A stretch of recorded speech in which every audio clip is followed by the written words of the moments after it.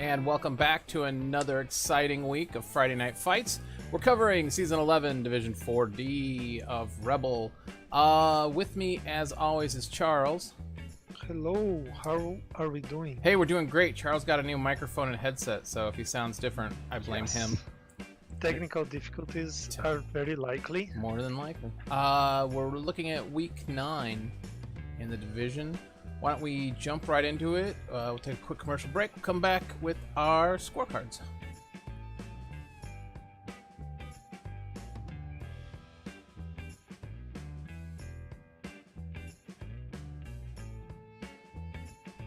Welcome back to Friday Night Fights. These are the scorecards where we take a look at the previous week's results, go over them. If we caught the games, we'll kind of go into a little breakdown about what we saw.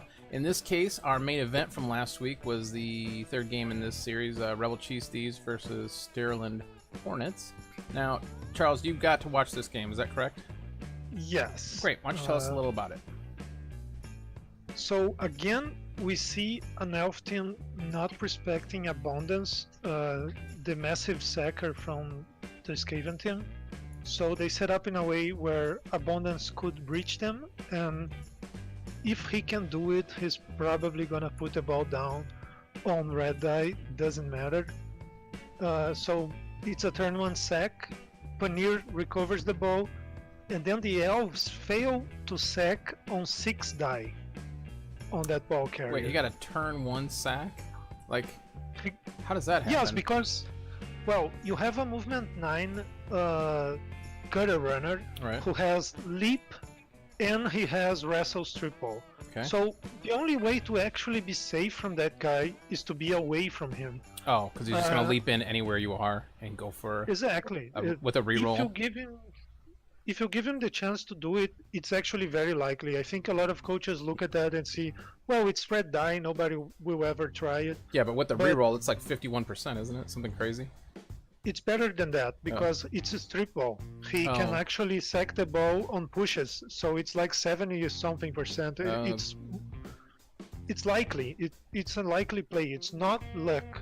So the elves cannot sack it back, and that's 1-0 for the Reds, just like that. Nice. And then the elves kind of screen again, but they are one more time in range for abundance. So abundance goes in again and sacks the ball again. Paneer recovers the ball one more time, but this time the elves are able to sack, and that's the end of the first half because nobody is able to score from that. So then second half, so it's a massive game from abundance, totally his on the first half. The second half, the Reds kind of fail a handoff because they probably wanted to level up a specific player. The handoff fails. The elves try to pressure, but by this time they are missing 4 players because the Reds are the only team on that matchup with Mighty Blow. And so the Reds break free and score again. That's 2-0. One more time the elves leave a chance for abundance to sack. He finally fails one. The elves actually fail to score because they fail GFI at the end, but they are able to get the ball back and score. That's 2-1, and then the Reds just one turn to end the game. The elves get 1 touchdown back, and that's it. Yeah, that's the Rebbl Cheese Thieves are really coming along with that 1-2 combination they've got going.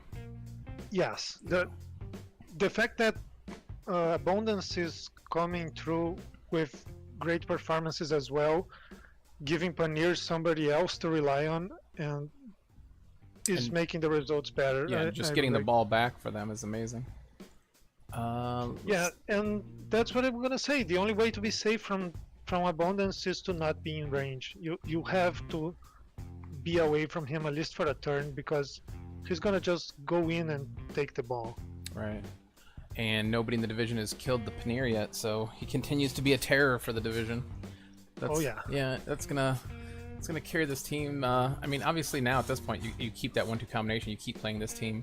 For a while there, he looked like he was on the ropes where he didn't have much going, and then he just kept chugging along and turned it around. Yeah, so the injuries stopped, and they are looking great right now. Yeah, nice win. Tough luck, Sterling Hornets. All right, Charles, who do you want to take a look at next? Bogue Bombers 2-0 win over the Pop and Skaven. Yeah, top of the division versus bottom of the division. It was always a likely result, but Yeah. congratulations on the win, I guess. Yeah, I guess two Skaven teams going in different directions here. 2-0 win, 62% ball possession. That's a heck of a ball possession. 20 blocks sustained versus 36 blocks. 2 casualties, 1 death for the Skaven. That's unfortunate. Not a great day of pickup for the Skaven either on SPPs. Not a bad day for the Bogue Bombers. Let's take a look at some dice results if we have anything weird here. Bonehead not really becoming a factor for the Bogue Bombers. Wild Animal only 75%. Eesh, 9 for 3. Yeah, I still don't like that Rat Ogre, but what are you gonna do? I can't tell the coach what to do with his team. I don't see anything that really stands out for me, so just I guess one of those games where the top of the division keeps rolling on the top and the bottom keeps going to the bottom.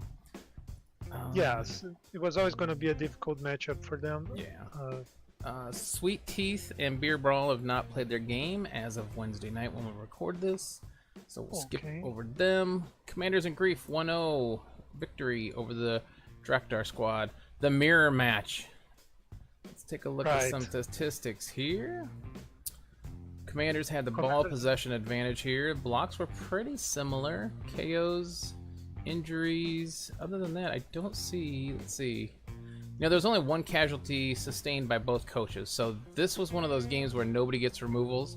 So I would imagine it's just slow moving up the pitch and hoping for an opening at that point.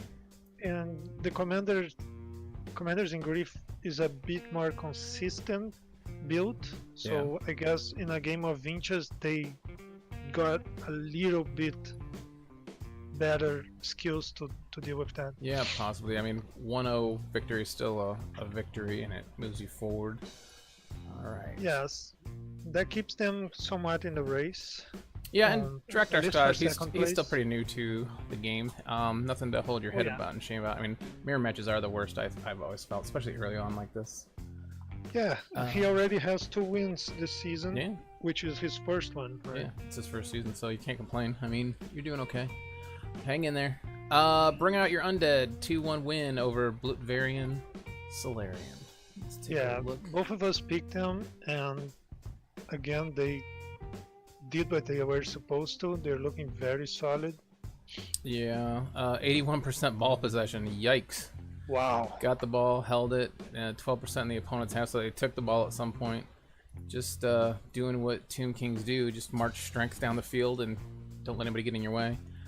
Let's take a look. You know, good skill point pickup for BloodBowl. They had like close to 15 here, so not a bad day for them. Let's take a look at the dice, see if there's anything weird that stands out here. Some armor 7 probably. Yeah. Bring out your undead. Yeah, their armor was like half, but that's obviously not the Tomb Kings. I gotta say, BloodBowl Solarian, their armor held up 91% of the time. Jeez. Well, that's amazing. It makes some sense because there's not a lot of tackle, so they're probably just hitting Saurus, and then the Saurus are standing up and getting hit again. Yeah, armor 9 just sitting there and only failed 2 times. And then no injuries, so that's amazing. So I think if you're Solarian, you walk out of this game just thankful to be alive. Right, and it's a dangerous opponent, they just face it. A very solid opponent, they just face it. And, well, they lost, but they got some SPP and they didn't lose any players. You picked up a nice little chunk of SPP here. Nobody died and nobody got hurt. You're rolling to your next game, and that's a tough matchup when the opponent, because Lizardmen relies so much on having that strength advantage over everybody, so it's unusual when they come up against a team that has the strength advantage back on them. Yeah, in that point, they have to rely on the skinks doing some speed plays. Nastiness, yes. The admin team has not been played yet. Mass Bolts, 0-2 loss to Dazed and Confused. Yeah, this is a game I watched. Okay. It was actually a very simple game in the way that it played out. It was just like the Elves got a defensive blitz early. They use it to pressure. And then next turn they go for the sack because the opponent cannot form a cage, right? Yeah. They roll skulls, re-roll into pushes. So that was a pretty sad moment, and that was I think what decided most of the match then, because then the Nurgles just cage. The Elves actually make a nice screen game. I liked what I saw because they really frustrated the Nurgle advance. But then at turn 8, the Nurgle just two dodges with a zombie, they GFI, they move up and pass on a 3+, and a zombie catches it, and that's a touchdown. So Yeah, that's that's the unfortunate. type of game you lose, because when Urgo is doing elf plays, you're just Yeah, screwed. yeah. When the opponent is doing stuff they're not supposed to do, it's hard. It's hard to win. Yes, because they are gonna outpass you. You Yeah. know that. But if they're outpassing you as well, so at that point, what are you gonna do? What are you right? gonna do? Pack a lunch. And It's so gonna be a long day. yeah, so second half the elves they kind of give up ground starting on the first turn because it's difficult to find to die blocks on that much strength. Hmm. So they keep moving back, they keep the ball safe, but eventually the pressure is too much, they get sacked.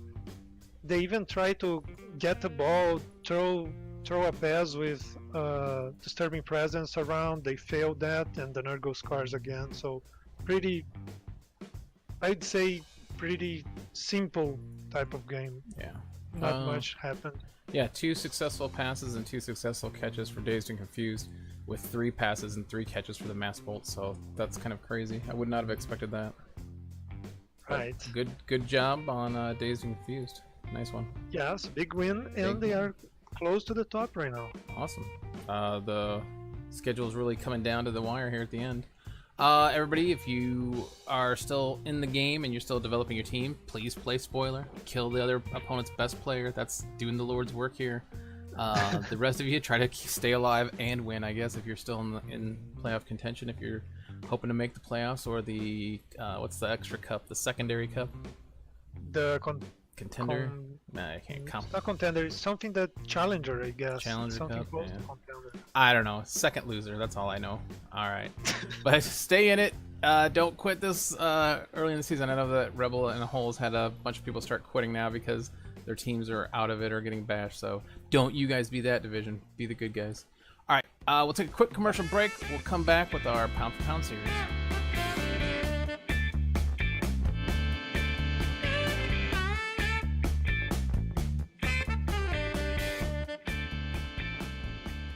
Welcome back to Friday Night Fights. This is our Pound for Pound series. We take a look at the standings in the league. Before we get to that, though, Charles is going to tell us about our heavy hitters from last week. What do you have up, Charles? Yes, unfortunately, we don't have Jovisek today. He's still having some issues. But we do have the heavy hitters for week 9. Yep. Which are Griff Clooney, the rookie blitzer, getting a touchdown, 2 KOs, and an injury on the great win by the human team. Yeah, looks nice amount of work he's doing there as a blitzer, and he's 1 point away from a level. Is that right? Yes, got 3 from the touchdown and 1 from the injury, the casualty. Yeah, nice. So, And our and offensive then heavy hitter. Yeah, Paneer one more time showing up here, scoring 3 touchdowns. Well, Has to be. this guy just lives on the heavy hitter segment, doesn't he? So annoying. I think it's the second or third week he's been here.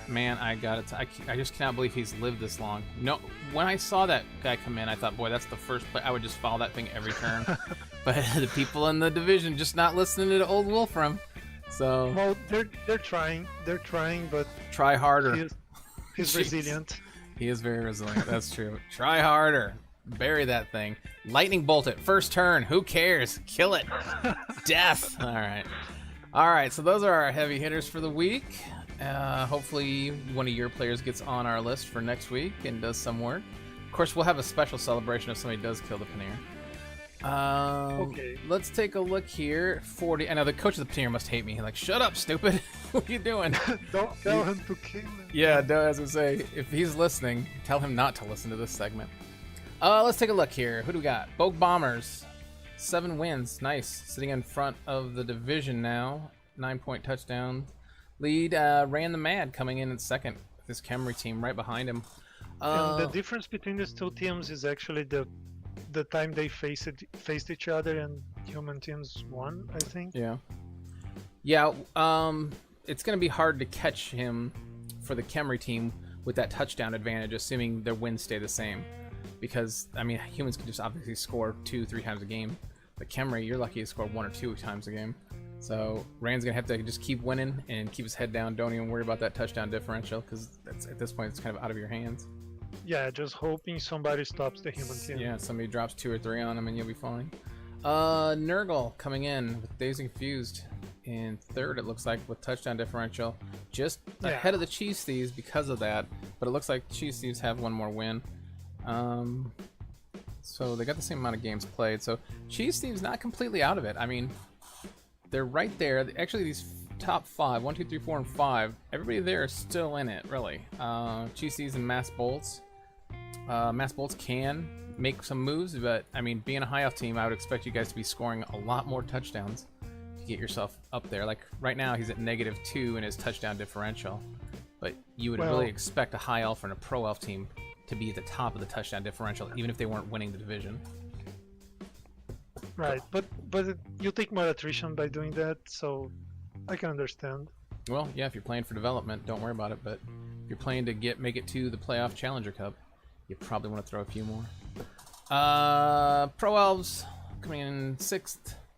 Commanders in Grief right in the middle of the pack, and Sweet Teeth Forever joining them. So I would assume anybody below 7 right now, and believe me guys, I know in my own division I'm at 7, is not playing for a playoff spot. You're just gonna focus on development, keeping your team alive. Like for example, if you're the Lizardmen team, you're trying to get block on the rest of your Saurus warriors. So there's going to be stupid games where nobody's around. Try to feed it to a Saurus touchdown. It sounds stupid, but you're not really playing to win at this point. Right. Same thing with with a reroll, it's 75% to. I think it's worse than that because they're Edge 1, so it's like. Are they Edge 1? Yeah, they're Edge 1, but Strength 4. Yeah, that's the problem with Lizardmen. But they make up for it by having 6 Strength 4 players on the pitch that you can't really do anything about. Right. Because it's just hard to get any matchup on them. And they are one of the biggest win rate teams across the board. Up until the point everybody gets claw and they are bashed out of the game. But yeah, that's what I was talking about with somebody else earlier about Lizardmen that I played, and he just crushed me 4-0. And it's because Lizardmen start off so good, and then they have a lower ceiling because once they get block on all their sources, they've pretty much peaked. And it's just kind of, it's a slow downhill from there. And if you look in the division, I think there's only one team up in the top 3 divisions that are Saurus, Lizardmen now. So it's just it's because they can survive. It's just a team that relies upon bashing everybody out, and when they see flaws, they start. Once people start getting Mighty Blow and Guard, and they can take one of your sources out, your strength advantage goes away pretty quickly. And then you're going to have some that are wounded and injured, and they're expensive to replace. And it just becomes a downhill game after like your 2nd, maybe your 3rd season, depending on where you're at. I mean, every team's got that thing where they have a peak and a valley where they kind of start. But you just got to stick with it. Dwarf, same thing. Dwarf don't get really good until I think season 3, maybe possibly even season 4, where you get a lot of crazy skills. People can't push you out of the way because you've got stand firm. So and it's a young coach as well. He's young to the game. Armor keeps you in the game. So. Learn. The one that surprises me here is the Ogre team with 2 wins. If I was the Ogre team, I would still keep trying to get wins just because you could make the Stunty Cup with 2 or 3 wins. Yeah, I've seen it happen before. I don't know take a look at it. I don't know what the numbers are right now. The top team right now has 4 wins on the Stunty Cup. Yeah. So you win your last 2. You can make it up. Yeah. Yeah, absolutely. The rest of you, Director Squad, still new to the game. Keep plugging away. Orcs are a great team to learn with. And Skaven, Scott Pop and Skaven. I haven't watched enough of the Scott Pop and Skaven to see how they play. I don't know enough about the coach. I don't think, have we had him on? I'm trying to talk to him to have him on. Yeah, I would think he's a new coach, and as a new coach, Skaven are one of the hardest teams to play. Like, I tried playing them like my 2nd year of learning Blood Bowl, and I was like, oh my god, this is a nightmare. So, I tried them as well, and it was a nightmare. I know, because your best players only have strength 2, so it's not like you can just run around and it's just weird. It's a hard team to play. It's not normal Blood Bowl, it's a Skaven Blood Bowl, so you have to you have to unlearn some of the things you learned from other races. Yeah. It's a very interesting race, and It's all movement based because you can be anywhere on any part of the pitch at any time, but you just have to be able to Right. make those moves at the right time. So don't give up, stick with it. Like I said, it's not too late in the season for the top 5 or 6 to go.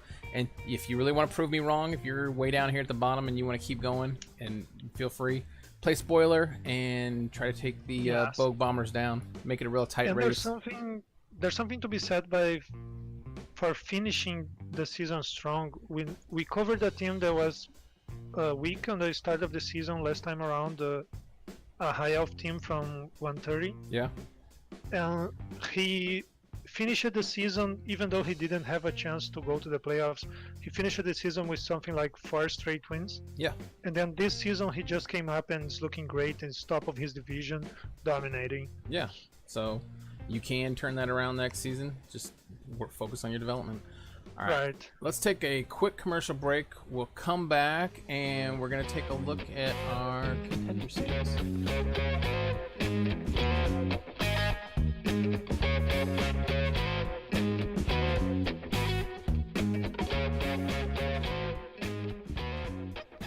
And welcome back to Friday Night Fights. This is our contender series where we take a look at a coach in the division, take a look at his team, take a look at some of his thought processes and how his games have been going.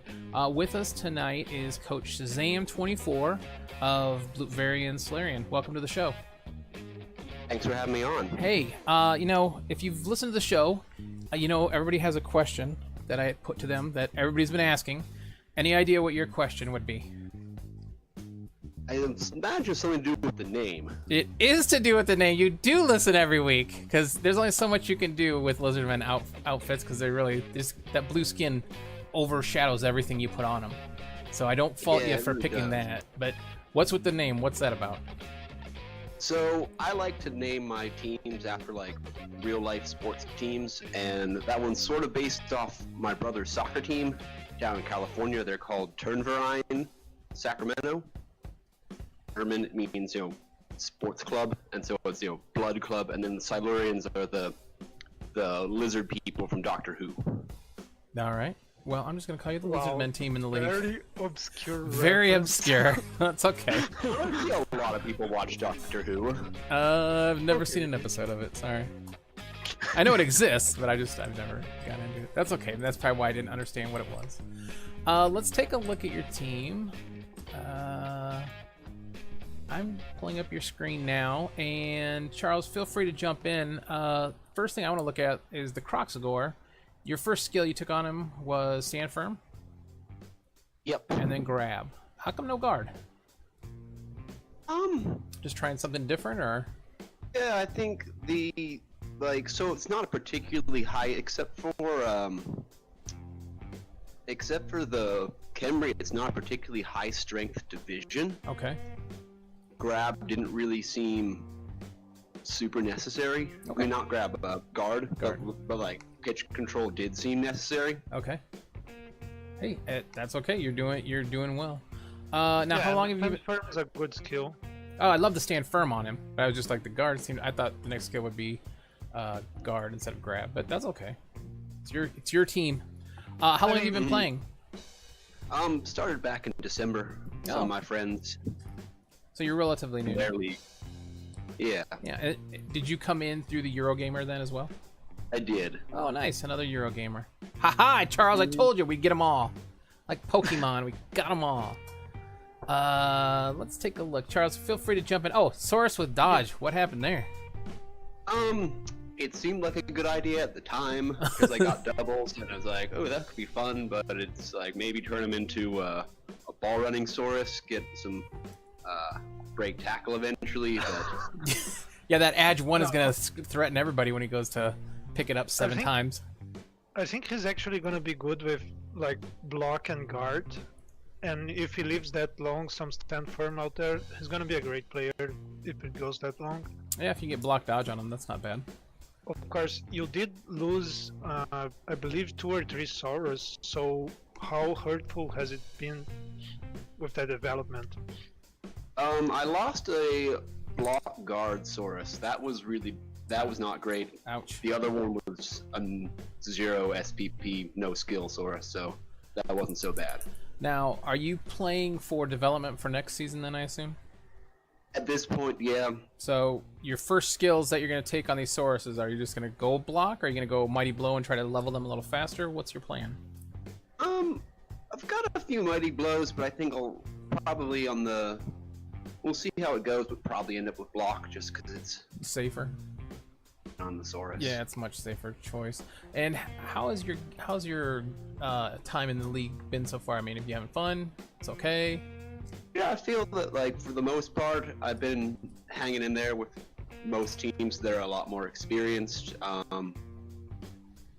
Yeah. I think where I made a few mistakes and maybe could have done it better than I did.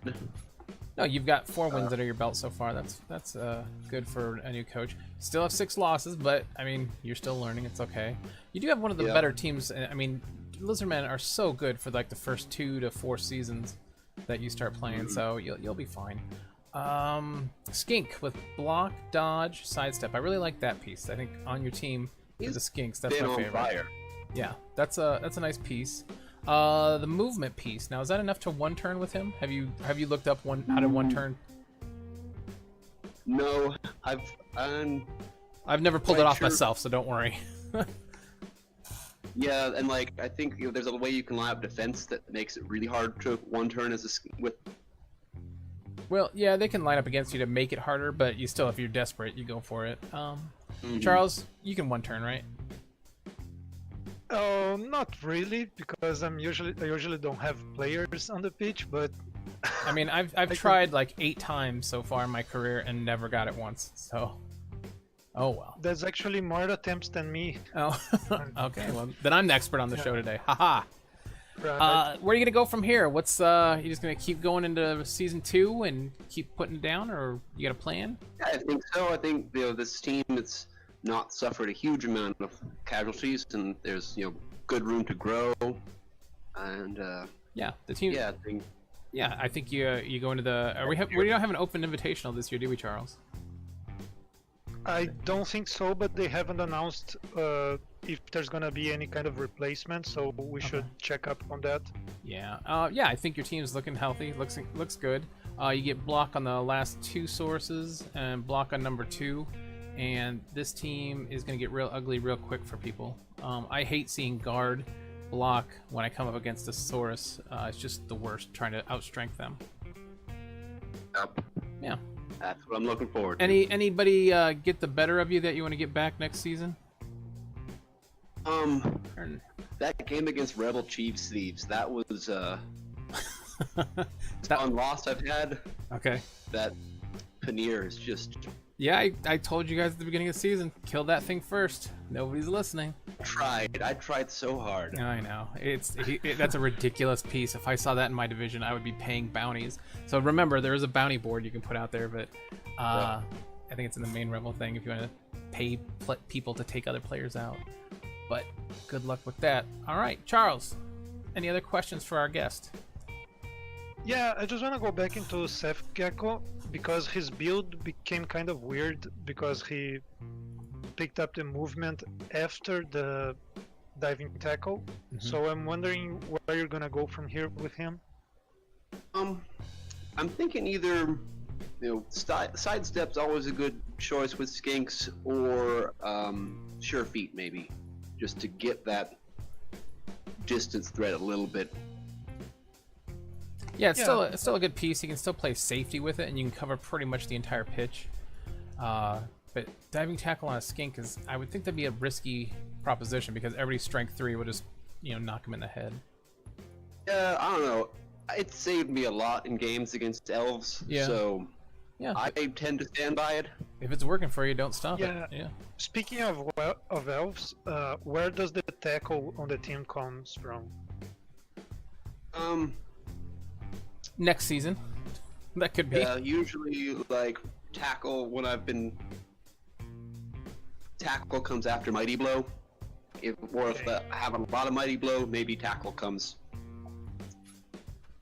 after Does block. make sense. Yeah, so you can keep leveling up first and then get some tackle out there. Yeah. Iguana might be the next one to have that opportunity to bridge. Yeah. Yeah, and getting those Saurus level, their first level, it just takes forever, it seems. So Skinks are going to die, but Sauruses you hope to keep around a little longer. You just had a little bad luck with those 2 dying, but that should turn around. Yeah. Now, are these names you've picked out, or are these names that were in the system? 'Cause, like this one, number 6, looks like a factory name. Yeah, some are, and then after a point, I got sort of into this like from dusk till dawn sort of mode Okay. with Seth and Richie go, Yeah. and You're all over the place with your team. I think I'm gonna stick with that going forward. All right. And how's your time in Rebbl been? You like it so far? Yeah, it's been good. I'm Awesome. branching out, doing the Elf League as well. Oh, See look how at that you. goes. Nice. Maybe you guys that are in the Eurogamer should all get together and start your own clan Eurogamer. There you go. For any other Eurogamers listening, just need 5 players and you're good to go.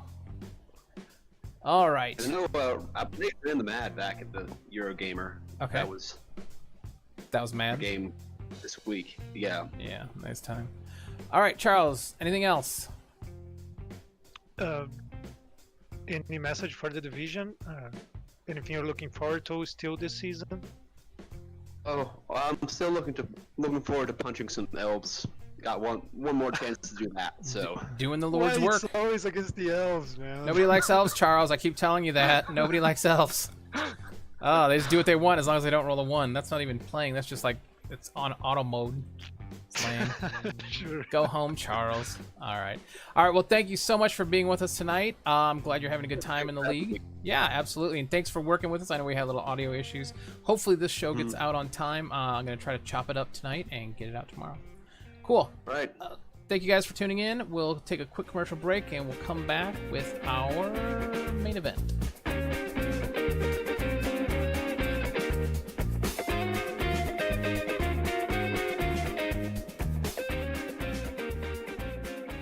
And welcome back to Friday Night Fights. This is our main event where we take a look at which matchups Charles thinks are going to be the most interesting, have the most impact on the division, the one that'll be most exciting. He has all of his criteria that he sets for the game. So Charles, who do you have for your main event pick this week?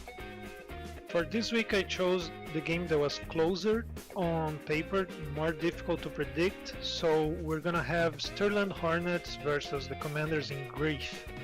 Okay. Both teams with the same, Same record, point. yeah. 4-3-2, both teams. Pro Elf versus Or. How are they looking as a team? Yeah, the Hornets are in a tough moment right now. They only won once in the last 5 games, even though they were close to the top before that. And Commanders in Grief kind of had the same thing, where they started strong and then they hit a rough patch, but now they have a win for this last one, so they're not in such a bad situation as the Hornets right Yeah, now. and I just looked at both teams. Both teams come in completely healthy this game. No injuries, so it'll be a straight up fight. 1,500 points for the Hornets versus, let's see, 1,450 for the Commanders in Grief. So Yeah, so it's close all around, and Yeah. it's a classic Bash versus Edgy type Yep. game. what are the keys to this victory for either team here, Charles? Yeah, for the Elves, I think it's the screening, both on the offense and on the defense, because the opponent has a big killer, but they don't have much more in terms of damage other than that. So the only way he's gonna get you off the pitch is by accumulation of strikes. So if you keep good screens, if you can put some marks on the ground, you're gonna be able to find a way to outrun them. And then the big key for the whole game is what Andrews Maxon is going to show up, because he's the killer on the ARC team, and if they are going to have any success, he's going to have to provide a great game. All right. And then for the ARCs, I think it's the opposite of the Elf key. It's surrounding the opponent, finding ways to make their non-dodge players fail some dodges, maybe they lose some rerolls, maybe they give you some more blocks out of that, and that's the way you can move the ball and win. All right. Who do you pick in this game? For me, I'm going to pick the Commanders in Grief. I think if he plays for a 2-1 grind, and, you know, that's one of the hardest things to do. I don't know the level of coach that we have, if he's played it before, but knowing that the Hornets are going to score one time is a hard thing to do, to give up that touchdown. But if he does it, he gets his 2-1 grind going, and Andrew Smaxson brings the pain. I think Abra Slam Lincoln is going to emancipate some elves from their lives. So I think it could be a good game if he starts getting those bashes on the elves offense, and then it's just easy pickings from there for 2 touchdowns. Who do you like? I'm guessing you like the Hornets. I can totally see your point, but I'm picking the Hornets. I think the kicker and the lack of tackle pull me into the elves direction for this time, but I can totally see how the Orcs could win this one. It's a very close one. Yeah, if he gets like 3 casualties in the first 5 turns, it's going to be an ugly, like slow game for the elves, but you never know. All right, let's get back to our main screen. Here, let me take a look. We got Dazed and Confusing.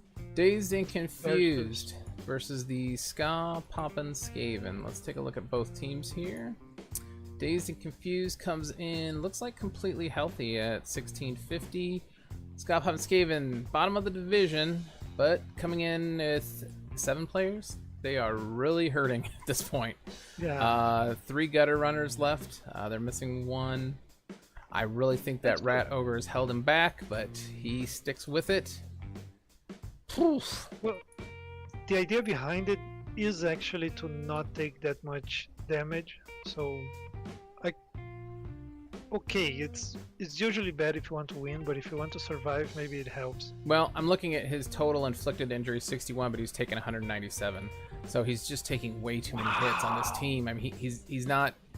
He's got to jump up there and disengage and get away, and only allow the opponent to blitz them once per turn instead of basing up or something. I mean, something has gone horribly wrong when you're getting 3 times the amount of sustained injuries. And it tackles even. With edgy 3 linemen, that's not always possible, but... Yeah, but when it's so not... he has to block something back in order to free those linemen, right? But would you rather dodge away with Edge 3 where the ground doesn't have piling on, Mighty Blow, and all that? I mean, you got to pick your battles there, I guess. Well, right. Okay. It's not my team. I can't play Skaven, so maybe, hopefully he's read some strategy guides and has it. Who do you like in this one, Charles? I'm going to go, obviously, Dazed and Confused. Just, they've put together a better streak so far. Right, exactly. They are looking great. It's the story of Nurgle not looking so good early. Yep. And then once they get some development going, then the coach can start to show his true colors. And they are looking great right now, and I have to pick them. All right.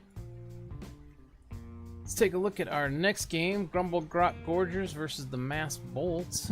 Let's see if this loads.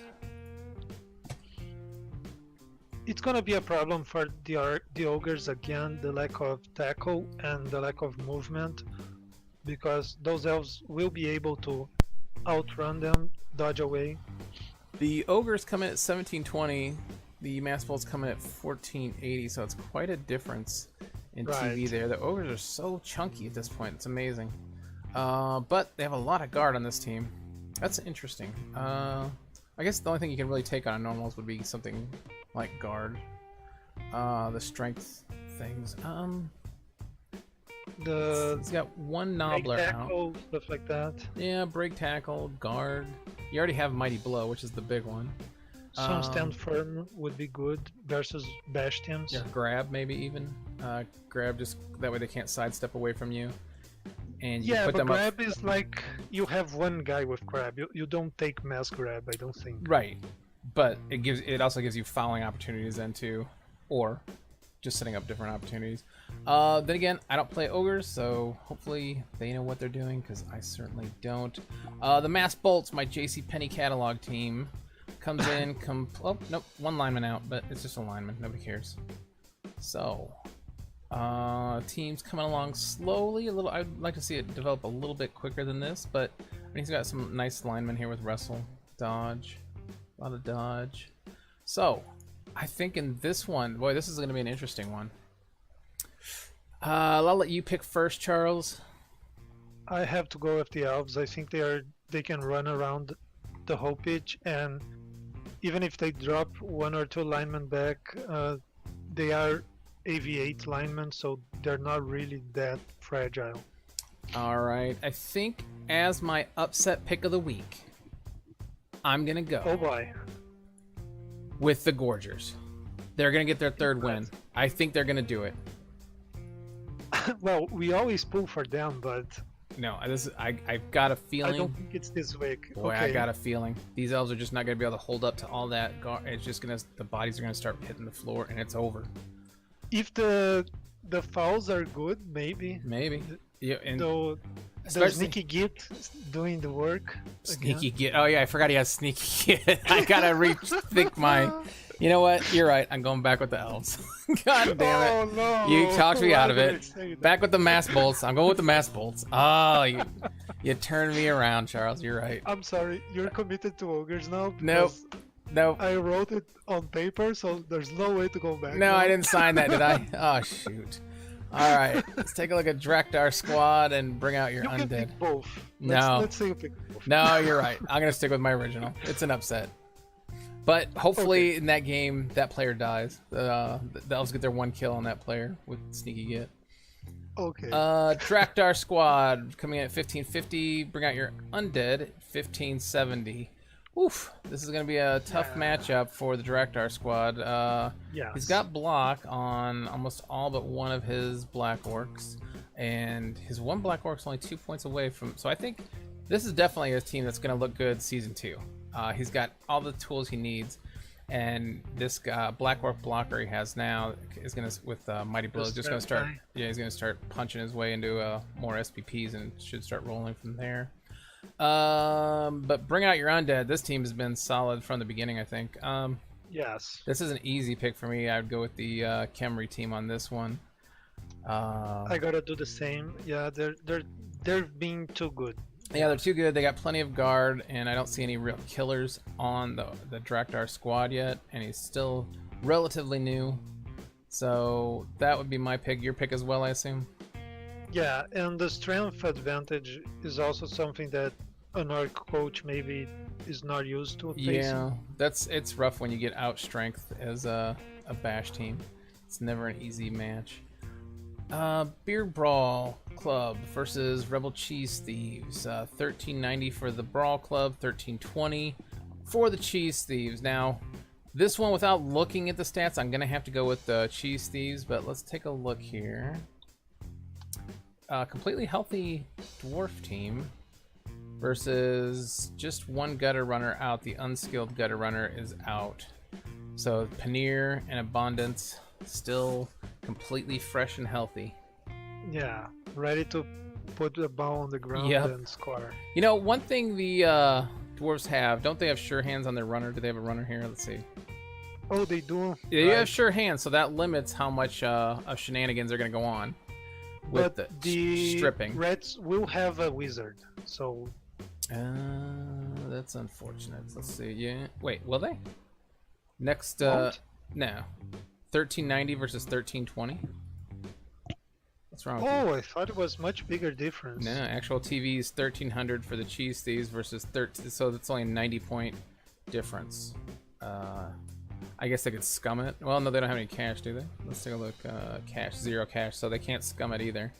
Okay. I'm trying to think. They'd have to cut 60 points from their team. They could, I suppose, they could get it. Go ahead. There's no way. It's not worth it. Then I just thought the Beer Brawl Club were much more expensive. I don't know why. Yeah, maybe they lost somebody. I don't know. He's got all the tools here. Like, if both coaches had the same experience level of play, I would have to pick the dwarves. But so far, the dwarves just haven't been able to get it done this season. They got plenty of guard, plenty of tackle, and they've actually got plenty of kill power here. They don't have a dedicated killer, but they've got 3-4 mighty blow pieces here.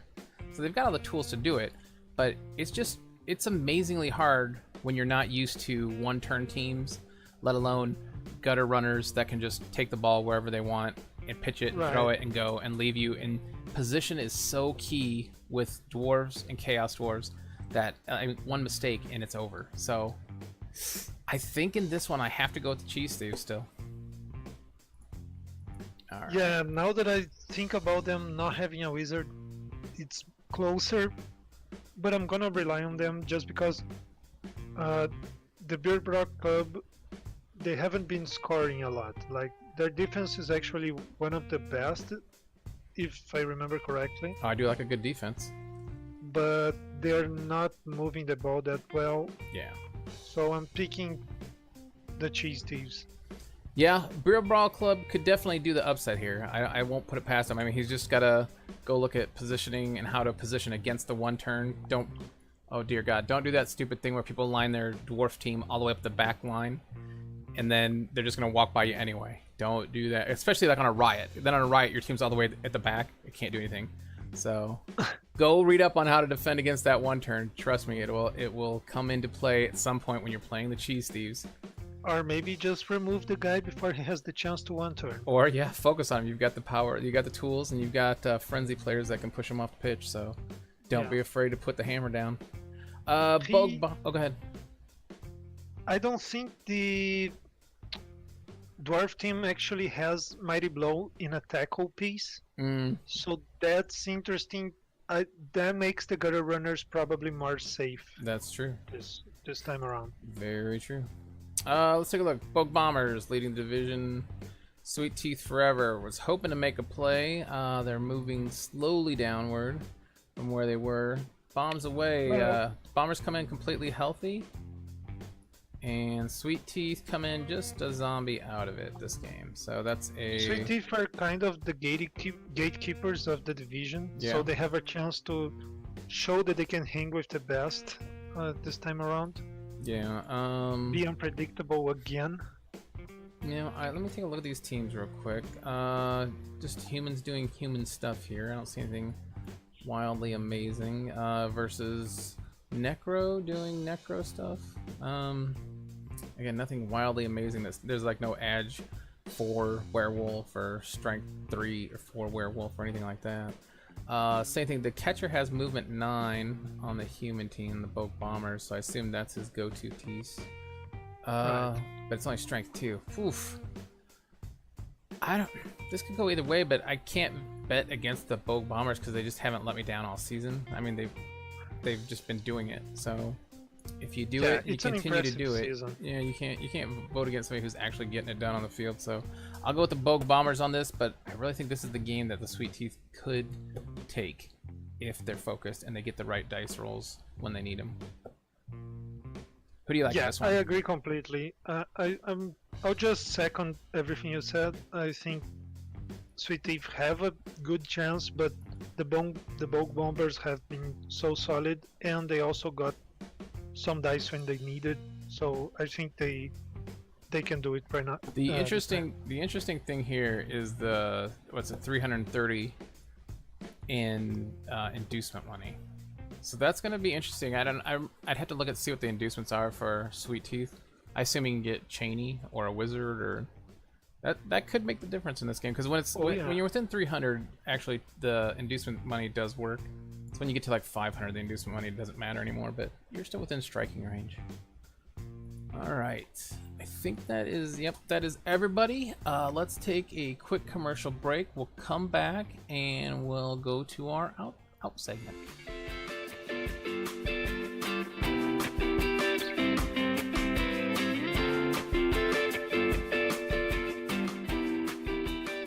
All right, welcome back to Friday Night Fights. This is our final segment of the show where we sit around, we kibitz, see what's going on around the league. Charles, how'd your season or your week game go? It actually went well. It was a crazy game where I couldn't pick up the ball the first half. Like, all my rerolls were in 1 in 36s. Yeah. So I just couldn't pick up a ball. And then on second half, Nuffle smiled and gave me 2 defensive blitzes, so it was a crazy 2-2 game out of that. Well, I hate you for that kind of stuff. That's the stuff that always happens to you. I hate you. And I'm actually feeling better about the season just because I had 2 games straight where my team wasn't bashed to bits. Yeah. And now it's feeling fun again. Oh Who good. knew? So maybe, yeah, when you don't get crushed it's a much better feeling. You're right. That is, who would have guessed that? I never thought of it. Yeah. How about you? Are you I played against the best. killers? I played against the best team in the division, who's just Right. been rolling, and I played him to a draw, 1-1 draw. So I can't complain about that. There we go. Yeah. Yeah, I had a great first half. I came out, I had like 3 casualties in the first half, and I think 4 KOs. I mean, I almost had him pitch cleared in the half. But then, that's big. but then it was I had to score on my turn 8, so he got his turn 8, and half of his guys came back. And then on the turn 9, the other half of his guys came back, and my one guy was out. So I went from being like up 5 players on him to being down 2 players on him, and I was like, oh, this is a weird turn of events. So the KOs really cost me on that game. I couldn't get anybody to stay Were off there the some pitch. babes involved? He had 1 babe, yeah. Yeah, But so it made a big difference. the babes just turned that game right around, and I was like, yeesh. And then at the second half, I couldn't get any removals. So he scored his 1 touchdown, and I had 3 turns left to try and score again. And I moved the ball up, and you know how people elf screen? So I try to push my way through that. I get nowhere, and then I just play safely. Like in the old days, I would have just kept trying to get that touchdown screwed up, and he'd have scored on me. So I just said, no, I'm gonna go for the tie. And like I know the division recaps show that I'm gonna be on tomorrow night. They were questioning why didn't I keep playing for the win, and I was like, I learned my lesson from my previous seasons. Don't tempt fate when you're playing against Dark Elf, because they will just take the ball and score at you on any time. And you know what? That's a good strategy, because if the opponent knows you're not gonna give him anything for free, Yeah. you're just gonna take the draw if that's what you get. Yep. Then they will have to risk more to get the win, because he's the one playing for playoffs and stuff. So if you sit on that draw and say, well, if you want to win, come and get it. Yep, and that's then where he would have made you mistakes. might be the one who wins. That's you might be the one absolutely who right. wins. You make a very good point there, Charles, because he has to play a little more reckless than if he wants to win. So it worked Yes. out. I mean, he had me at a point where he was playing, making a lot of crazy moves. He spread out perfectly, but I decided, okay, instead of pressing my luck, I'll just jump back into my cage. I reformed a cage, and he said at the end, he's like, I wasn't expecting that. I thought you were going to go for it. I was like, well, I know. So if I'd have gone for it and screwed up with a bull, I'm not picking the ball back up, that's for sure. So it worked out well. Yes, and you might lose that 1 point, and you might not play the spoiler. I think you did the right thing. Yeah, I think so. And it kind of moved him to where he doesn't have the division lock now. He's got to worry about his last 4 games. So Right. everybody in the division was like, oh, thank you for doing that. So I got him slowed down, but not stopped completely. Cool. Any news around Rebbl? I haven't heard any. I don't know. I haven't heard anything new. Nothing interesting going on. Again, like I said, people are starting to get disgruntled with only 4 games left. Don't be the guy who quits the division. Stick it out. Don't be that guy. All right. Any other words, Charles? No, I'll second that. Yes. Let's just play out these games and see what we're doing next season. Yeah, we'll see how it goes. I am going to be on the Division 4A recap show, or not 4A, yeah, 4A recap show tomorrow night. So that would be Thursday night, 8 p.m. They do their show. If you're expecting a good show, don't, because they do a terrible show. It's Callisti and Hindi. Oh my God, they're look. The people at Rebbl said, I'm sorry, I almost used my real name there. They said, Wolfram, can you go on their show? We got to bring their ratings up. We don't know what else to do. Help them. Yeah, and then they said we're gonna put on a special pro. We're gonna bring on. We're gonna try to get them some ratings. So we'll see how it goes. But I don't think anything can help Callisti and Hindi show. Oh, it's dreadful. I'm just kidding. They're fine. I don't know Just much kidding. about Hindi. Callisti, oh my God. If you guys don't know who Callisti is, he's the slowest player in Rebbl. But then he met an irresistible force in Charles, because Charles is also the slowest player in all of Rebbl. And they played 1 game, and it was like a 4.5 hour nightmare that I started watching it, and I went to bed at halftime, and I woke up the next morning and they were still playing. It was the weirdest thing. time just It stopped. was a very long game. Oh yes, my but you God. might be exaggerating a bit, but I don't think so, Charles, because I think time, literally, I could see my clock spinning backwards as you guys were playing, and I was like in a vortex of weird time distortion. All right. Anyway, I can imagine their show. They do a recap show that takes 2 hours, Charles. I don't know what they're. I don't know. of course. Of yes. course, that's the Callisti way to do. You would things. imagine. Yeah. I'm gonna strangle myself at some point, I'm sure, during the show. All right, cool. We'll wrap up the show, and we will catch you guys next week. Good luck in your games. See ya. See ya.